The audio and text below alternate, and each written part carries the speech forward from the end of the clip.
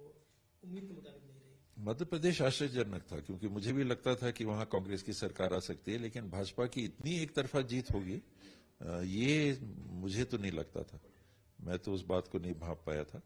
और राजस्थान तो डगमग था, हर 5 साल में बदलती है सरकार, ये सब मानते थे, और टफ भी था, आ भी सकती है नहीं भी आ सकती है, तो वो करीब करीब ठीक रहा।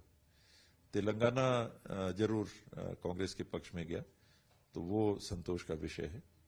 वरना छत्तीसगढ़ में जरूर सरकार बनने की पूरी बात थी, संभावना ही नहीं थी, सब मान के चल रहे थे, तो नुकसान हुआ है छत्तीसगढ़ का। अंबिकापुर की जनता पूरे सरगुजा में जब घूम रहे थे तो उनके लिए भी ये एक्सेप्ट कर पाना अभी तक मुश्किल है कि राजा साहब अब हमारे प्रतिनिधि नहीं रहे। राजा साहब का अब प्लान क्या होगा? एमएलए नहीं रहूंगा, जो चाहेंगे और मानेंगे उनका प्रतिनिधि तो आजीवन बना रहूंगा। चुनाव के जरिए नहीं बन पाया, बाकी जिस चीज के लिए जब वो जैसा चाहेंगे मैं उपलब्ध रहूंगा।